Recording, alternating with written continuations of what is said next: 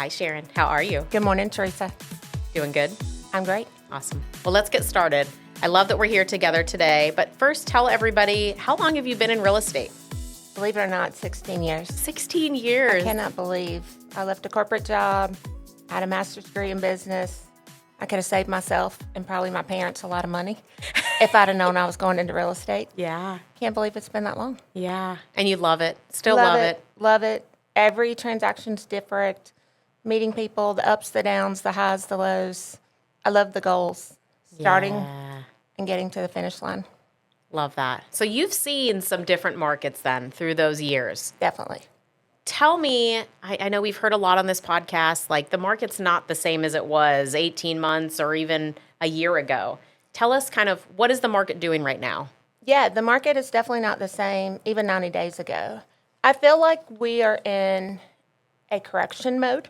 The market was so extreme post-COVID. The market has become a balance.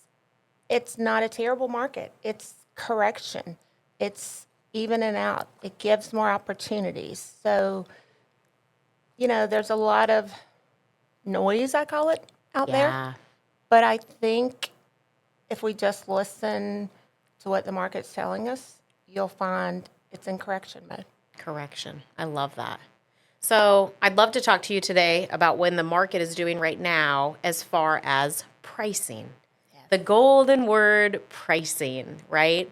So it's going to be really from both sides. A buyer wants to know, is the home priced right? But I think the conversation really starts with the seller and pricing their home. You're probably having a lot of those conversations these days. It does, and that's really the benefit of being in the industry so long and being listing heavy on this side now. It all starts with pricing. Pricing is really a client service. We start with motivation. It's always your motivation. We just looked at numbers that were released in September. From the time you list to the time you close could take 100 days. So if you have a client that says, I want to be in Florida by Christmas, now's it. So you have to look at their motivation. Obviously, we always look at condition. Those are things sellers can do something about before listing. We always look at their location, but really every seller now is going into some price improvements. So average is obviously like it's 80 degrees all over America, but average is every seller's taking 2 price improvements. Wow. We don't want to be that seller. We want to set the price right to attract the buyers within the first 3 weeks so that we're not having to do the highs and lows and get the price improvements. I love the price improvement. I love how you say that, for sure. And it's just a correction that you're seeing if we've hit the number incorrectly, right? Right. And that the market only can tell us. A lot of us, I didn't make this up, whoever made it up was brilliant. The market speaks to us, few of us listen. So I always think that's why I say pricing is a client service. You have to get reliable information. Sometimes my clients and I will have the conversation and I'll say, you hired me to tell you what you need to hear, not what you want to hear, because that's not service them at the highest level. Yeah, because sometimes it's not what they want to hear right now. Like you said, the market has shifted. It has. Yeah. And we'll talk more about that. Not terrible, but it's different. Yeah.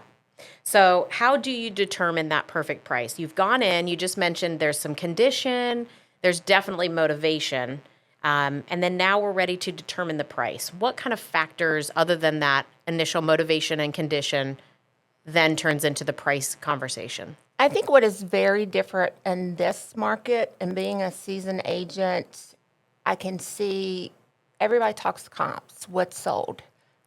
Comps are kind of irrelevant now. Your comps are what's under contract. Your comps are their 6 active. Yes, an appraiser's not going to use those that's active, but that's your competition. You got to get ahead of the game.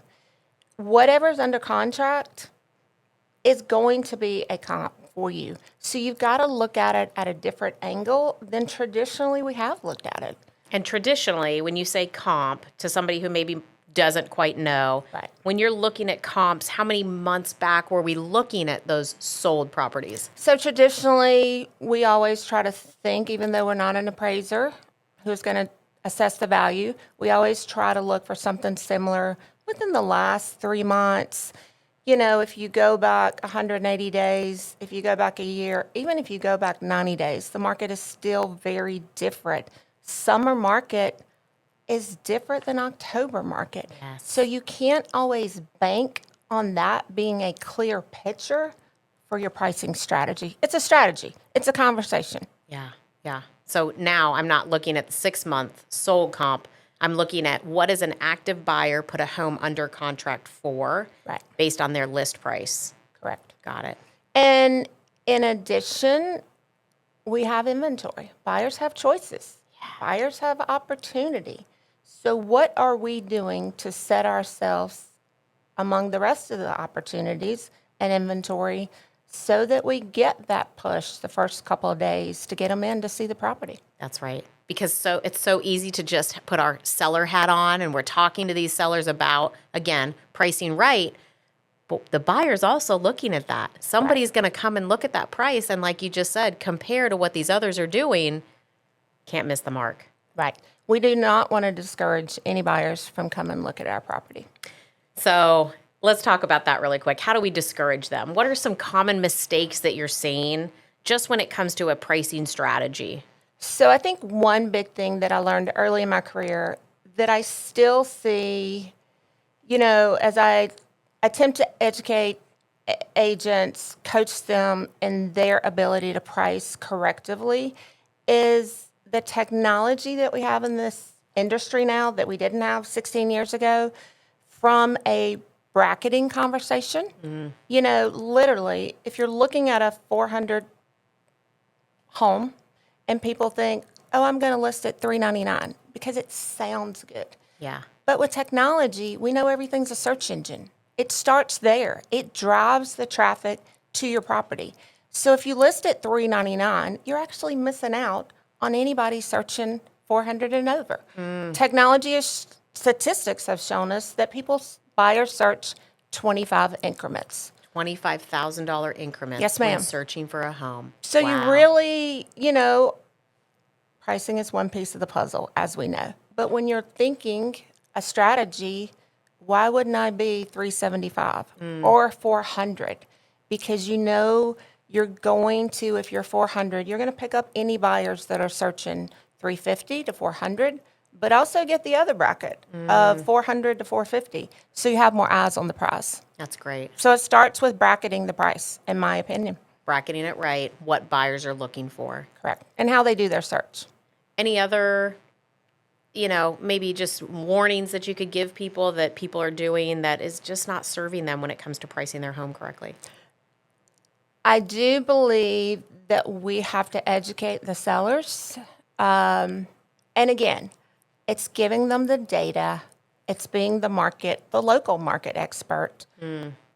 Block out the media noise. No offense to the media, they do a great job. But we got to have the local professional that can say, here's where we are.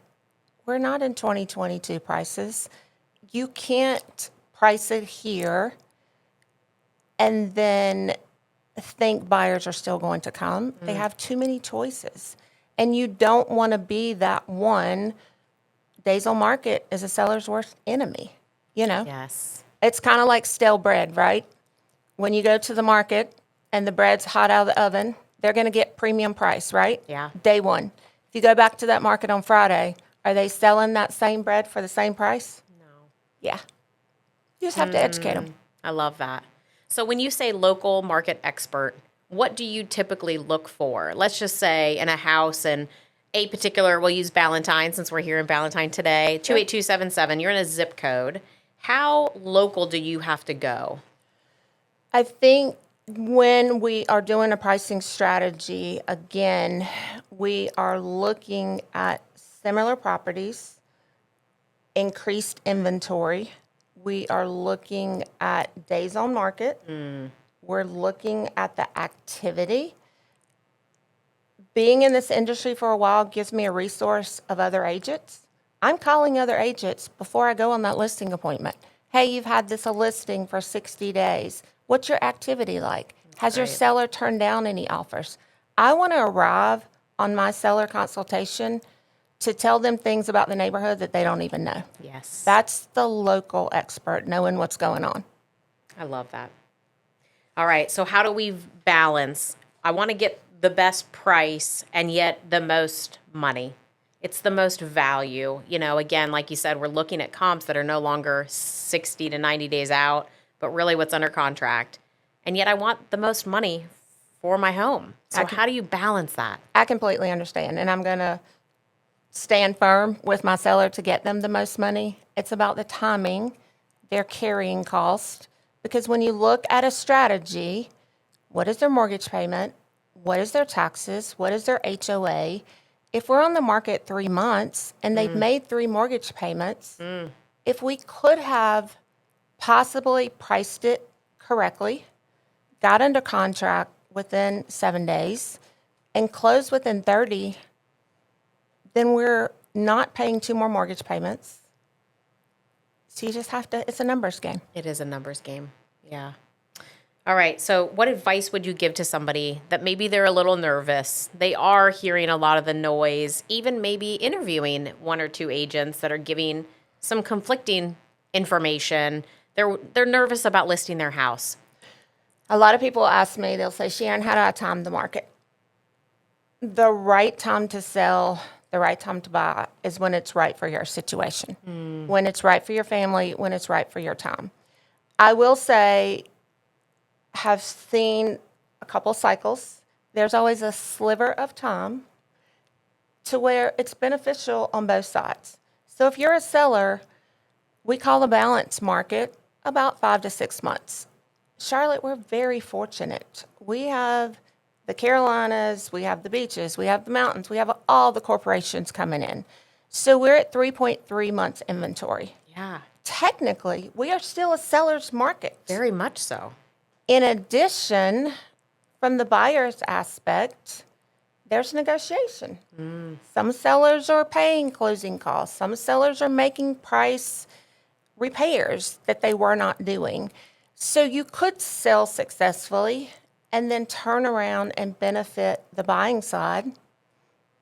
So Yeah. I think it's a good time for a sliver of time before we transition into a buyer's market totally. Do you think that's coming? I do. You do. I do. And it doesn't happen fast. I mean, or could it? I mean, suddenly and then fast, I feel like. But what do you, I mean, again, we don't have a, Nobody's got a crystal no, ball. crystal ball. We'd all love to know. But you do think we're going to continue to increase inventory, continue to have these pricing strategies. I do. I think that we're fortunate because we're seeing some rates come down. Yeah. I've seen a lot of buyers that had the pent-up demand. We just celebrated August and September being over last year in terms of sales. So people are still buying. And again, when people hear, oh, I can't sell my home, you know, there's still homes. I had one 2 weeks ago, 3 days on the market, over list. So the fact that the average days on market is about 56 days, that's not always the case. Yeah. That's- It's an average. Correct. That's right. So you're still getting the person who has 3 days and maybe the person who, let's be honest, the pricing strategy wasn't there and maybe they were the one listing for 180 days. They're in that category with the sellers making 2 price improvements. Yeah. I don't ever want to be in that category. Of course, I tell every seller, it's always your choice. You're driving the bus making decisions. Yes. I am going to give you all the data, all the information, so you can make the intelligent situations for you and your family. Yeah, I love that. Is there anything we forgot today? Anything else that you, maybe advice you would give to a seller? Anything that you just forgot that you really want to tell everybody today before we end? I think this time of year, sellers lose sight of how much activity happens in the fourth quarter. A lot of people think, oh, I have to take my house off. It's the holidays. Yes. Let me tell you, my fourth quarter has always been strong. If you've got buyers out there looking during the holiday season, they're serious.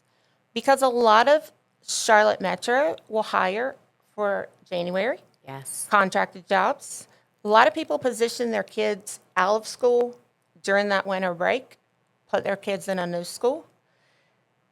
In my mind, why would you take your home off the market when there's less inventory? Because some people do. Yeah. You have a better opportunity and less inventory. So don't say, I'm going to wait till spring, because guess what? Everybody else is saying that. Yeah. More competition. Yeah. Yeah. List now. I Yeah. love that. All right, Sharon, give us your information. How can we reach you when people have questions or they want you to come over for that listing appointment and price their home right? Yeah, so Sharon Martin, Keller Williams Ballantyne, phone number 843-762-9650. You can probably find me anywhere, sharon.martin@kellerwilliams.com. Amazing. We'll put that on there for them. Thank I you love so it. much for your time today. Thank you, Theresa. Yes.